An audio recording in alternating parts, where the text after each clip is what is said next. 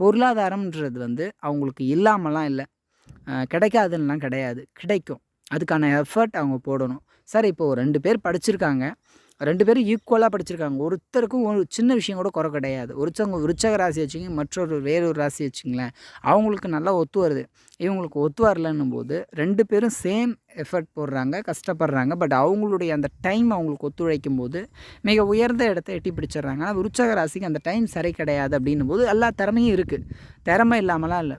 திறமையில ரொம்ப உயர்ந்தவர்னே வச்சுக்கலாம். பட் இவங்களுக்கு அந்த வாய்ப்பும் தன்னுடைய திறமையை நிரூபிக்கக்கூடிய ஒரு சான்ஸ் இல்லாமல் இவங்க மட்டம் தட்டப்பட்டோ அல்லது ஒதுக்கி வைக்கப்பட்டோ இவங்களுடைய அந்த உயர்வு அப்படின்றது பின்தங்கிடும். மற்றபடி இவங்களை குறை சொல்கிறதுக்கெலாம் எதுவுமே கிடையாது. மற்றவங்கள விட இவங்க திறமையாலாம் இருப்பாங்க.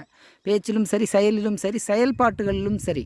அந்தளவுக்கு திறமை வாய்ந்த உற்சக ராசியாக இருந்தாலும் கூட அவங்களுக்கு இருக்கக்கூடிய அந்த நேரம் சரியில்லை அப்படின்ற ஒரு சூழ்நிலை கிடைக்க வேண்டிய பலனை தாமதப்படுத்திடும், தடைப்படுத்தாது. நிச்சயமாக ஒரு விஷயத்தை தடைப்படுத்தி நிறுத்தக்கூடிய வாய்ப்பு உற்சகத்துக்கு கிடையாது. இப்போ நீங்கள் வேலை தர்றீங்க அப்படின்னா வேலையே இல்லைன்னெலாம் கிடையாது. நீங்கள் டபுள் ட்ரிபிளாக ஹார்ட் ஒர்க் பண்ணுங்கள். ஒரு கம்பெனிஸில் பல கம்பெனிஸ் ஏறி இறங்குங்க. நிச்சயமாக நல்ல வேலை கிடைக்கும். நீங்கள் எதிர்பார்த்ததை விட நல்ல கை நிறைய சம்பாத்தியத்தோடு நல்ல வேலை கிடைக்கும். ஆனால் அது சலிக்காமல் நீங்கள் செய்யணும். அது செய்யும்போது நிச்சயமாக நல்லாவே வேலை கிடைக்கும். ஆனால் மற்றவங்களுக்கு ஈஸியாக கிடைக்கிறது உங்களுக்கு கொஞ்சம் கஷ்டப்பட்டு தான் கிடைக்கும் இந்த காலகட்டம்.